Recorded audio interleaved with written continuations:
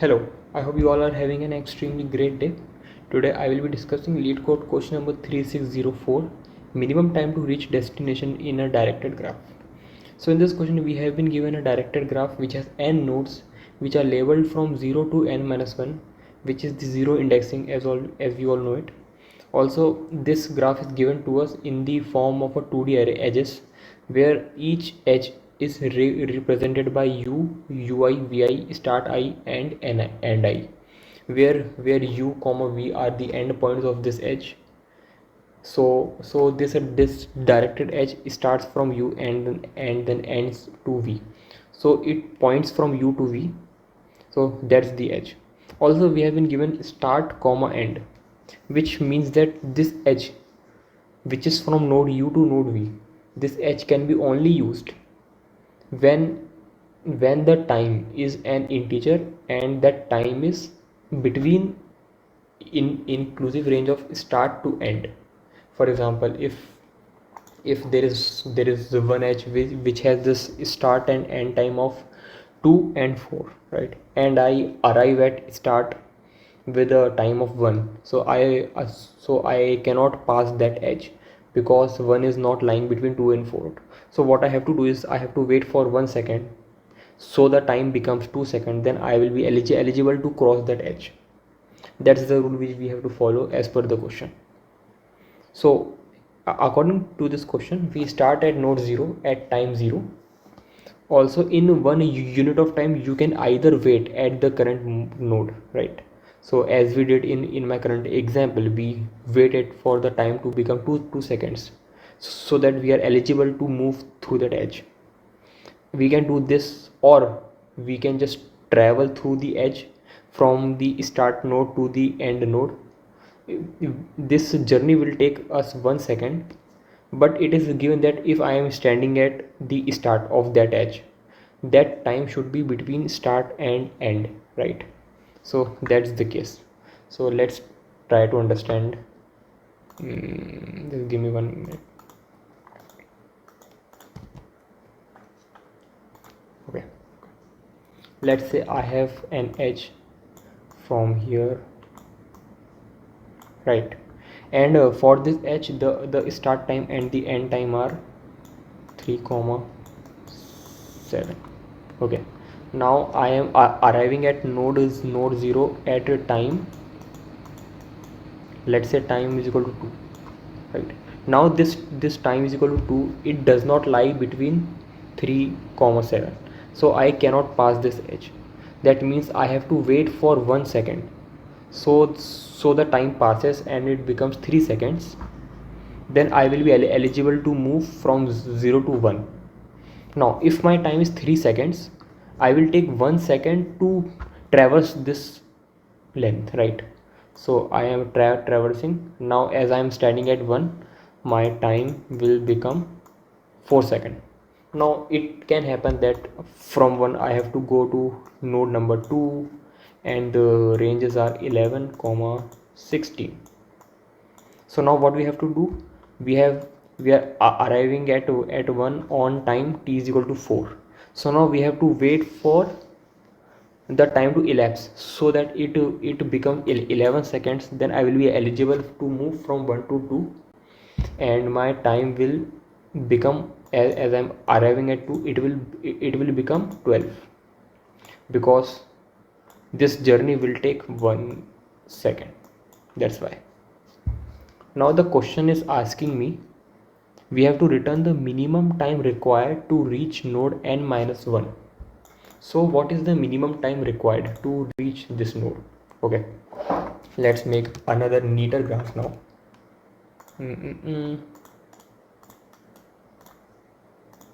Okay, we have 0 which is pointing at 1, 2, and we have 0,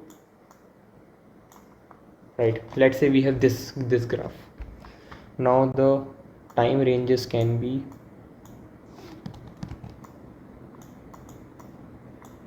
for this we have 3, 4, for this we have 9, 10. Okay, and here we have 4 comma 8. Let's say we have this graph, and these are the time ranges within which we are allowed to traverse the edge, right? Now there are two paths to reach this node, right? One is from 1 like this, and the other is this, right? So clearly I will choose this path because this path will take me 5 seconds to reach at node 2, whereas from this path I will take 11 seconds. Why 11 seconds? Because first I have to wait at node 0 till t is equal to 3, then I will arrive at node 1 at t is equal to 4. Now from node 1 to node 2 I have to wait for till t is equal to 9, then additional 1 second to move from 1 to 2. So if I am going through this path, my time taken will be 10 seconds, whereas if I am moving from this path, the time will be mere 5 seconds. So I can choose this path optimally and my answer will be 5. So that's the logic, right? This is what we are gonna do here. Okay, now let's look at the constants. Also, one more thing, it can be possible that we cannot reach this node at all, right? Let's say we have a graph like this.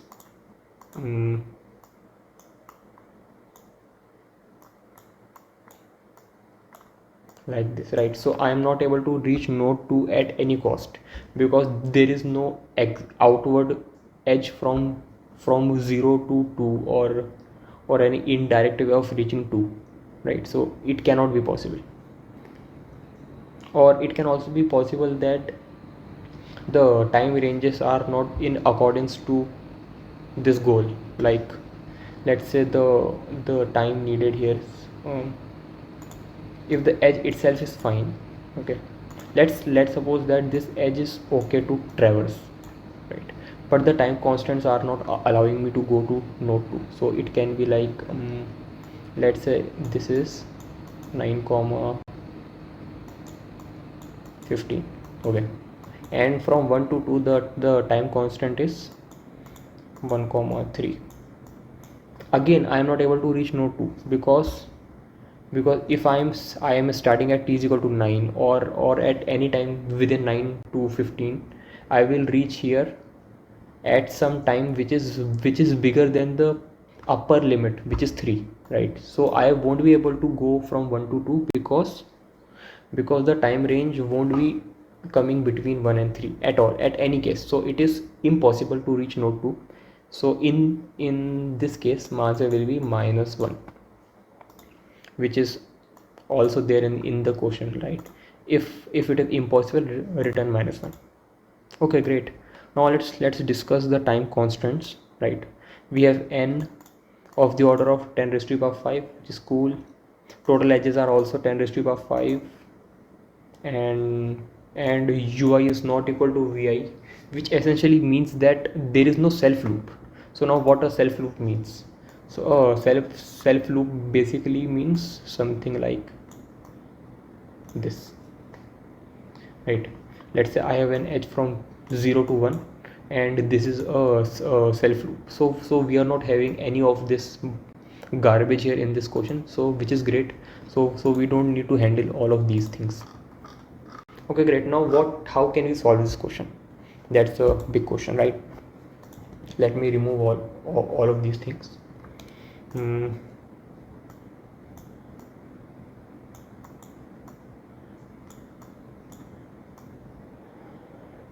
Right, this is my graph and let's plot the points quickly. Oh, it's becoming very small. Okay, wait.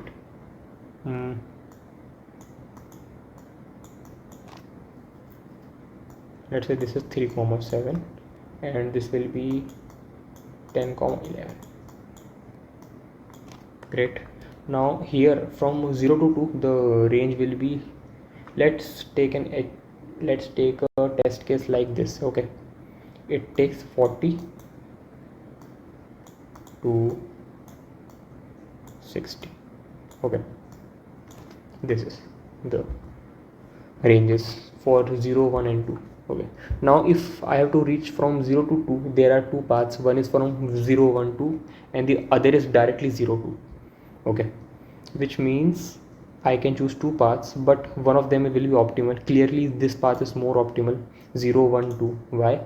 Because the maximum time that it will take me will be 11 seconds, because at 1 I can reach at a minimum 4 seconds.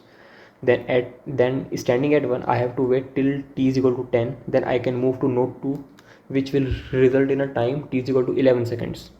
Whereas if I'm directly going from 0 to 2, it will take me at least 41 seconds, because at node 0 itself I have to wait for 40 seconds, then 1 second for the travel, right? So the answer will be 41. So the time for this path will be 41 and the time for this path will be 11. So the minimum of this is 11, so the answer will be 11.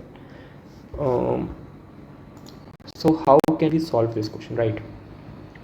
So as you can see, what we can do, we can treat this time as an edge weight, right? And what I can do, so now this question boils down to, we have to find the minimum distance from the source to the destination, which is in this question from 0 to n minus 1, right?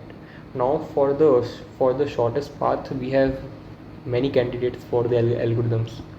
One can be Dijkstra, Bellman, Ford, Floyd, Warshall, right? We have so many algorithms, but here as we have the single source, we can go with the Dijkstra algorithm, which will give us a time complexity of roughly n log n, which is acceptable for 10 raised to the power 5 range of n and the edges also.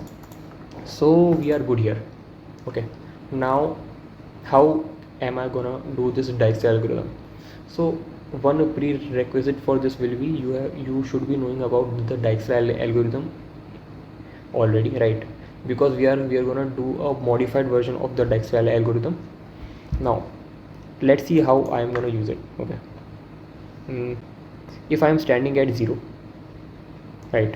I am standing at 0 with t is equal to 0. Great.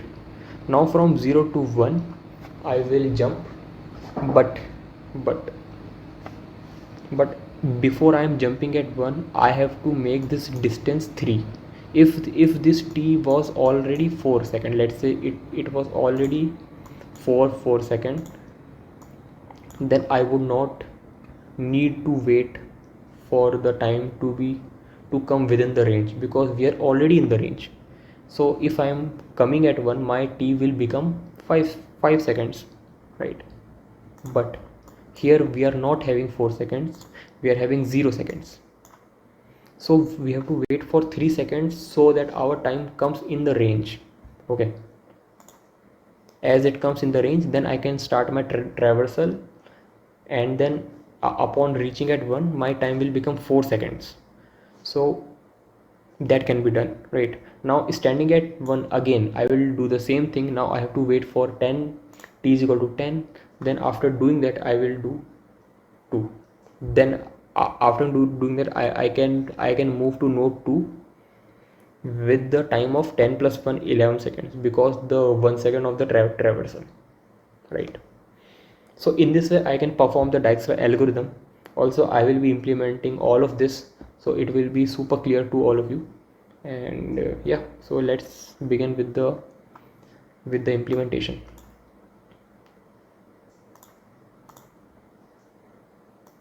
Right, so this is my graph. Okay, I'll just quickly format my window.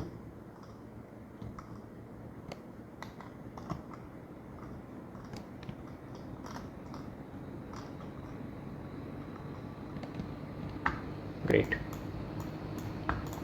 Okay, so for this we have to make an adjacency list of the graph. Also this graph is directed, so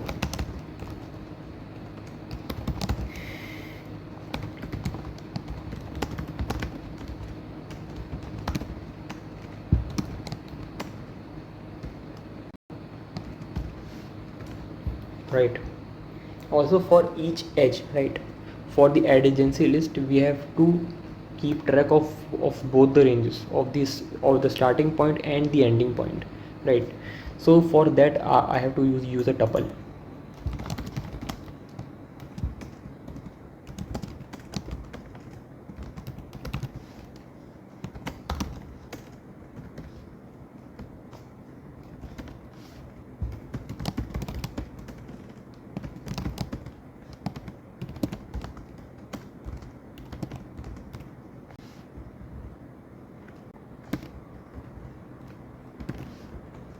Right, now for these, what does e1, e of 1, e of 2 and e of 3 mean here? So it essentially means the node start, range and range.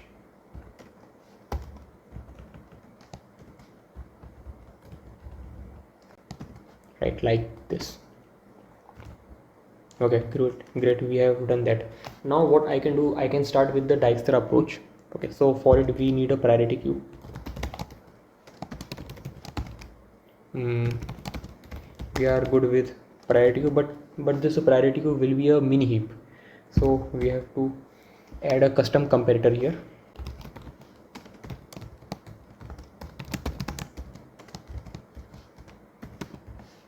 Okay,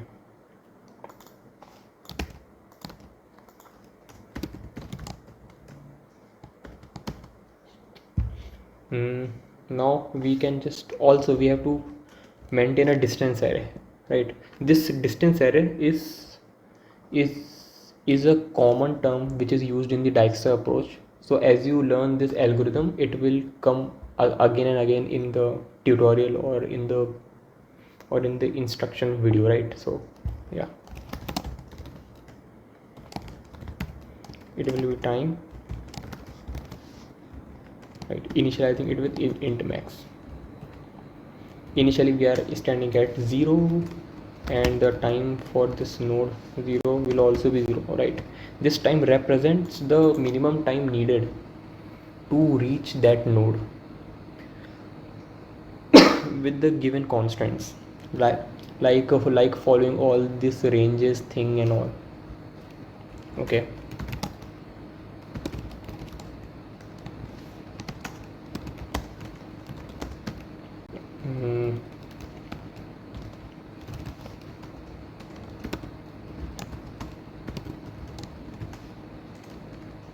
great. Now if we have already arrived at n minus 1, so I can just return t. But if not,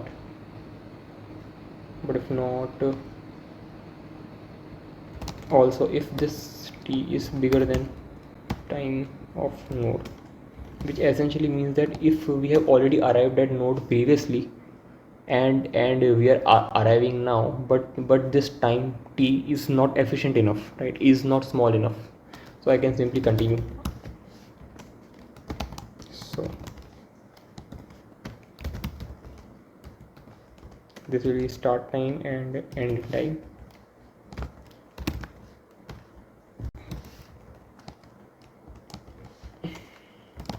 If okay, now the new time for, okay, now we have to find the final point which will be for this child, right?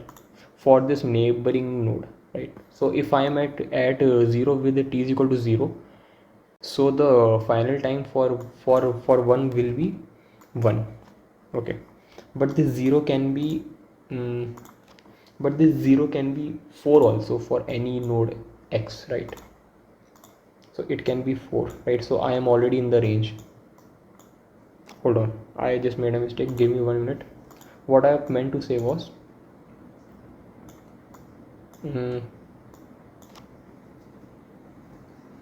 okay, if my time here is 0 second, right?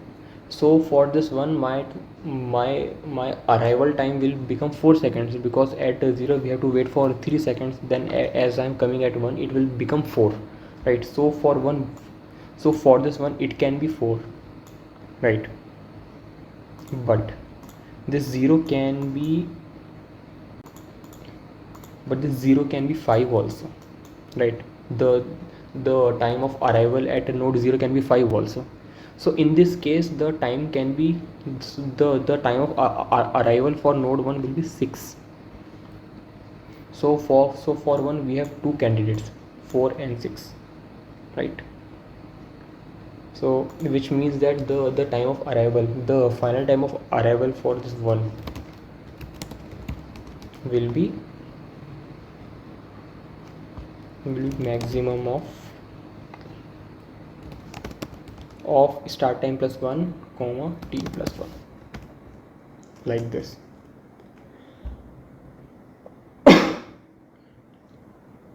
Like this, right?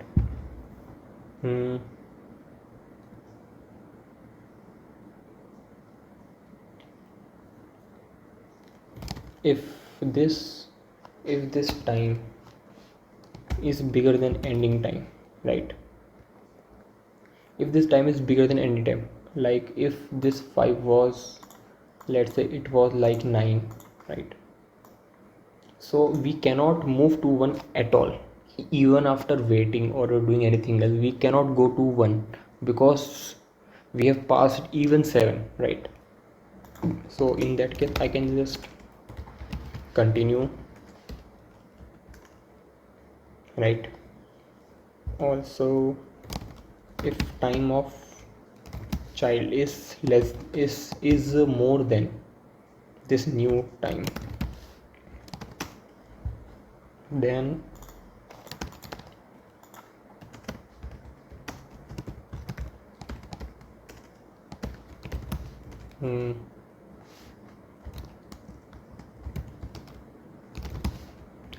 I just push this new child into my priority queue, into my mini heap again. Okay, and just if I am not able to do anything, so I'll just return -1. Yep, so my code is complete. Let's try to run it and hope for the best.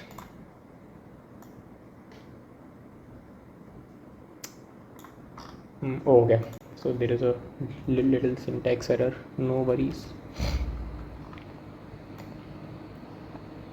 Yep, so my test cases got accepted, which looks like a good start. Now let's submit this code.